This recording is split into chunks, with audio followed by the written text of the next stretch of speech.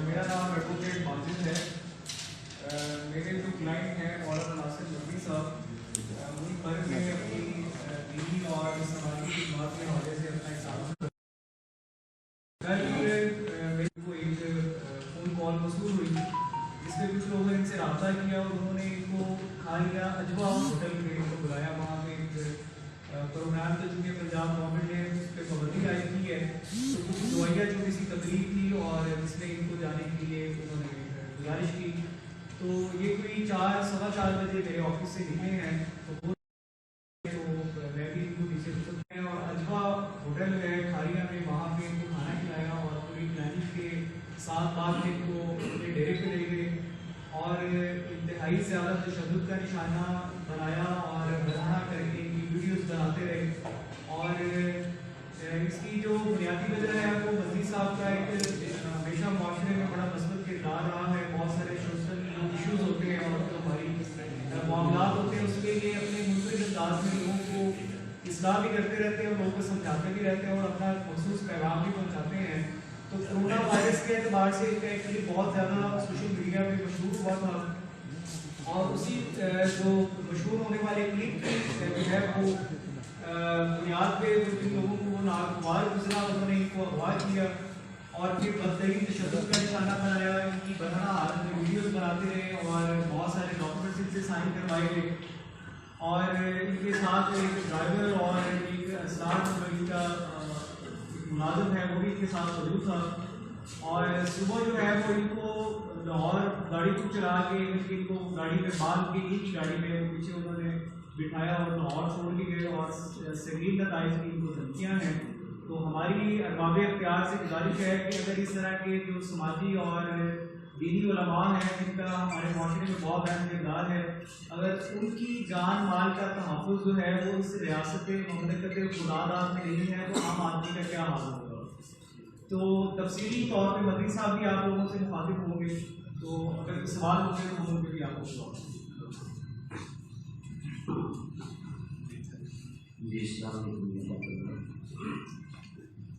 मैं कल प्रोग्राम का जवाब दिता से मैं वैसे मैं अजवा वाले खालियाँ मैं प्रोग्राम से पाबंदी इस 7 अप्रैल तक, तो वहाँ जाकर मैं स्पीच नहीं करूँगा। तो कहते हैं आप हमारे घर में मेरी वालदा की फरमाइश है कि फवाज होगा।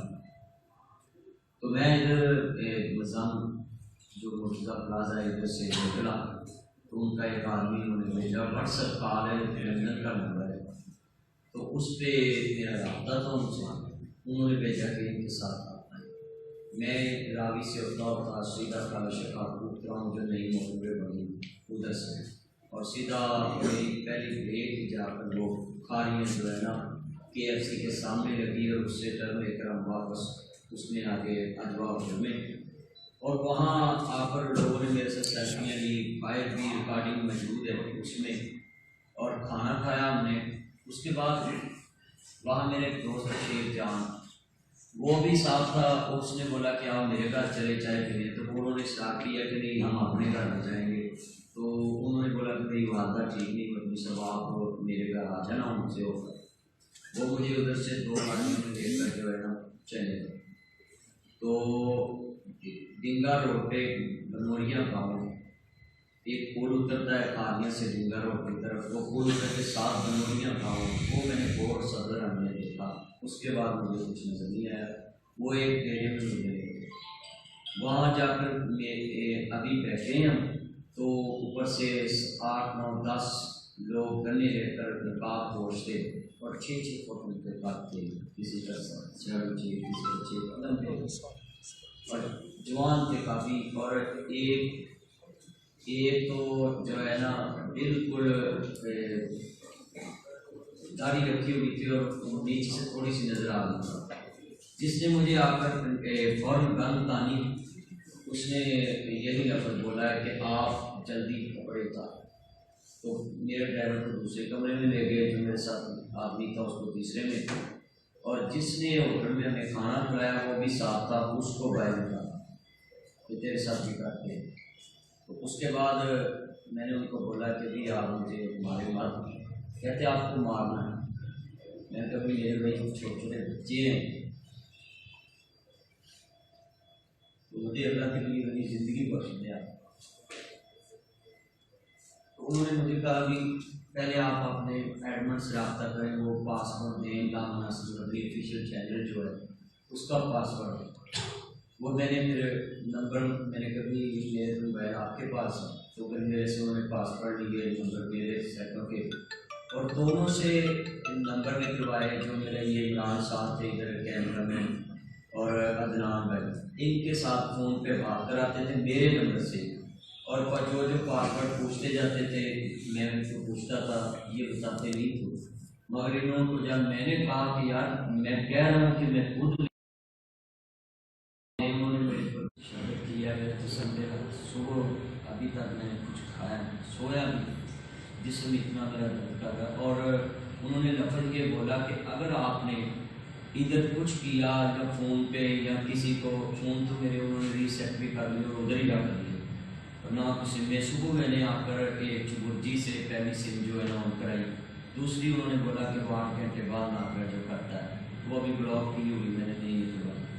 तो उसके बाद मैं इधर आया हूँ, तो उन्होंने बोला कि अगर आपने ये कोई भी मीडिया पे बात की तो आपकी ये जो वीडियो दुनिया पर ना बनाइए, ये भी हम अपलोड करेंगे और आपको शूट भी करेंगे। लाहौर में भी हमारे बहुत सोर्सेज हैं, तो आप ये जो इस तरह की स्पीच करते हैं, आपको अवामी इशू पे बहुत ज़्यादा बोलना आता है, आप बच्चों को समझाते हैं ये मोबाइल यूज़ ना करो, ये कोरोना वायरस, कोरोना पे मेरा वीडियो क्लिप वायरल हुआ था, तो मैंने बोला कि जितने भी क्लिप पे मैं तो अवामी इशू पे बोलता हूँ, मेरा पूछते हैं आपको कौन कमी करता है, तो मेरा तो आज से किसी तक नहीं करना कोई मेरा रिलेशन नहीं, मेरी डायरी उन्होंने पकड़नी, डायरी में जो मेरे जलसे होते रोज़ाना वही मेरी इनकम है और वही मैं जो है ना सफ़र करता हूँ।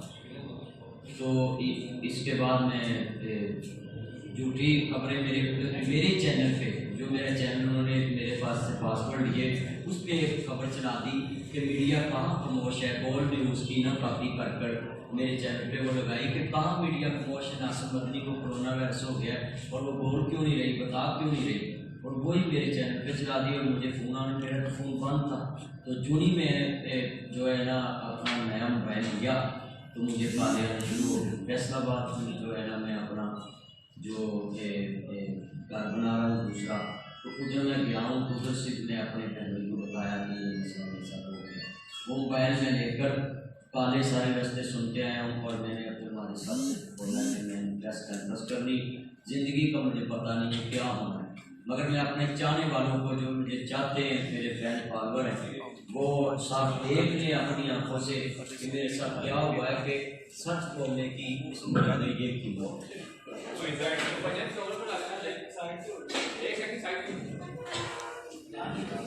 मदनी साहब सासा ये भी बताओ ना शगल कैसे किया, रेडियो के साथ किया, पत्रों के साथ कैसे किया।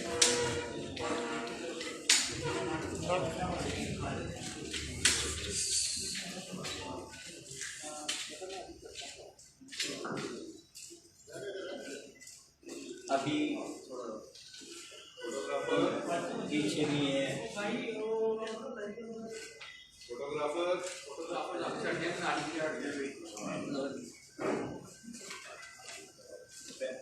बात करें,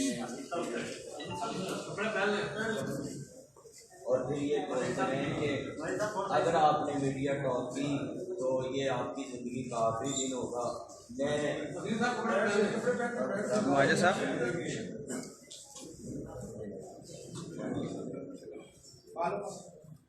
और ये 7 कागज़ों पे 2 कागज़ों पे मुझे साइन कराए हुए हैं। सर कपड़े पहन के बात कर।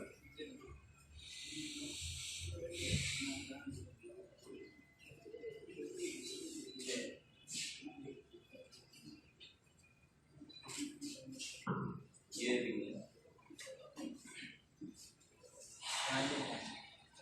सिर्फ पुलिस की फैमिली को अलग रखते हैं।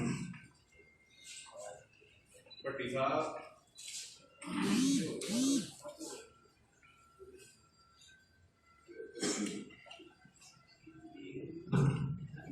और वो जी,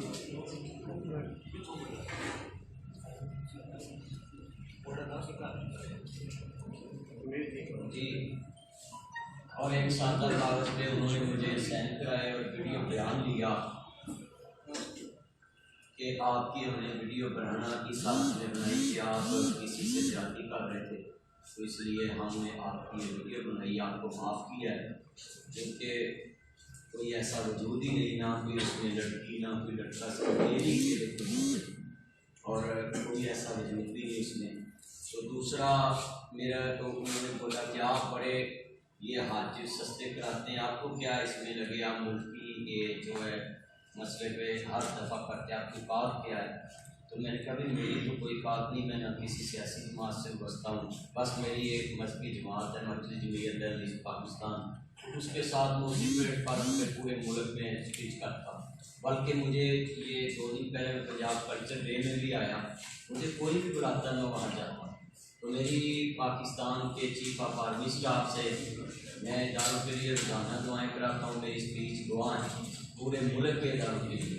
तो चीफ ऑफ आर्मी स्टाफ साहब से और इस माप वज़ीर आज़म पाकिस्तान से और वज़ीर आला पंजाब साहब से मेरी अपील है कि chief justice Lahore high court से मेरी अपील है, चीफ जस्टिस ऑफ पाकिस्तान के तमाम अरबाब इख्तियार से ये सारी जो मुझे तशद्दुद किया है, ये अपील है कि मुझे इंसाफ दिलाया जाए और मेरी जान माल का तहफ़्फ़ुज़ किया जाए मेरे घर बार का, और मुझे जो है सरकारी सिक्योरिटी भी दी जाए। अगर मुझे कुछ भी हुआ तो जो मैंने मीडिया के सामने रखा है ये लोग मेरे लिए बाद में इंशाअल्लाह। मुझे बताइएगा कि आपके ऊपर जो तशद्दुद किया गया है वो पाइपों के साथ किया गया है, डंडों के साथ, सूटों के साथ? और जी मेरे ऊपर जो तशद्दुद हुआ है वो रस्से पहले बांधे गए मुझे, फिर उसके बाद वो पैप और सोटियाँ और उनके पास छड़ियाँ थी और गले पे बट मारते रहे, जो नाली होती है उसकी आगे नाली होती है ना वो भी मारते रहे। आप देख रहे थे कि आपकी आंखें बांधी हुई थी?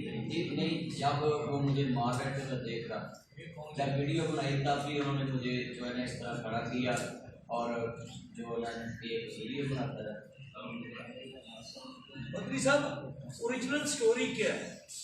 ये तो सारा वाकया होगा जो आपके साथ हुआ है, इतना तशद्दुद हुआ, इतनी मारपीट हुई, कुछ ना कुछ तो पीछे आपके इल्म में भी होगा। मेरे इल्म में तो ये नहीं है, मेरे इल्म में यही है कि मैं जो कोरोना वायरस पे एक क्लिप बनाया था कि फूकों जो है ना मारते हैं, तो आप भी मारे फूके कोरोना पे भी, तो उनके कुछ जाने वाले लोगों ने मुझे जो है कोरोना के जाने वाले लोगों नहीं, कोरोना वायरस के जो फूके मारते हैं मुल्क में अक्सर लोग फूकों से इलाज करते हैं ना, फूकों से इलाज करते हैं अक्सर लोग।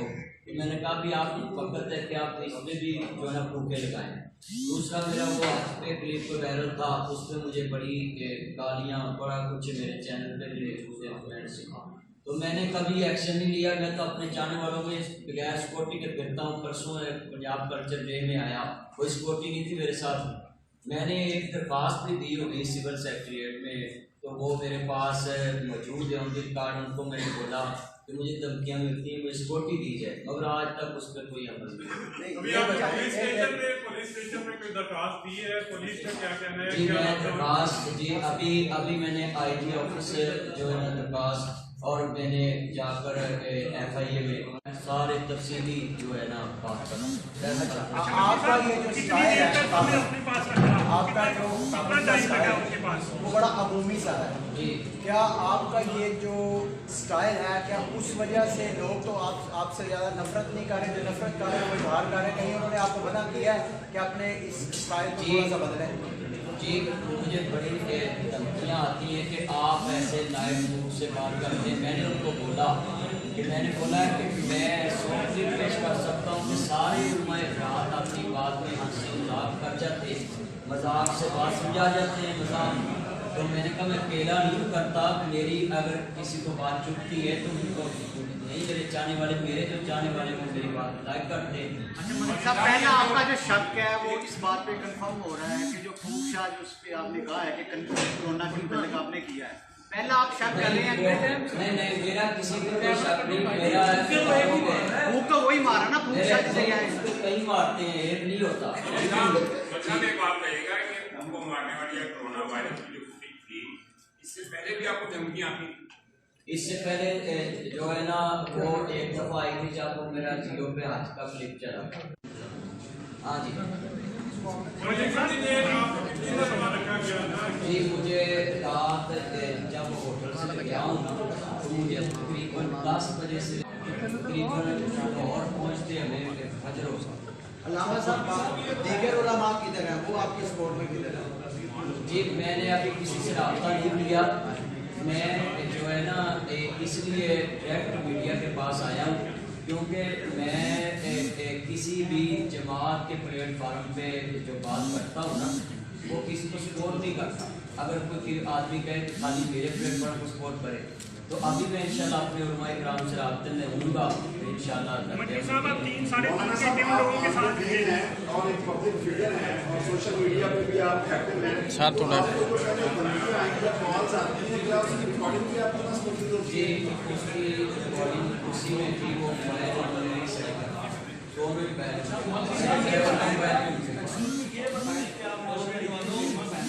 आपको भी यहाँ मालूम है सरकार ने बुलाया था, आप जाने तो ऐसे खास तो मैंने आपको बुलाया, आपको जानने वाला होगा जिसके खिलाफ आपने एप्लीकेशन देनी है जी। आप भाई नेम दे वो ऐसे ना नाम मालूम अफराद के नहीं मैं तो माई नेम दूंगा और रिजवान और मुल्ला सबको बताए ना जो बंदा है व्हाट्सएप पे उसका नंबर बना वो व्हाट्सएप पे कॉल करना उसका जिक्र करे, उसका नाम नहीं है, उसके खिलाफ जो है वो मैं दरखास्त में उसका जिक्र भी कर दूंगा और आप भी कर दिया है। तो उसका दाढ़ी छोटी उसकी गाड़ी है और जैसे अगर आपके पास तस्वीर है तो वो भी शेयर करें, हम मीडिया में उसे हाँ जी वो भी इंशाल्लाह जो मेरे मोबाइल नंबर है ना उसने स्टेटस का उन्होंने शेयर की, उनके पास यही सेट है मगर हम उसकी निकलवा लेंगे।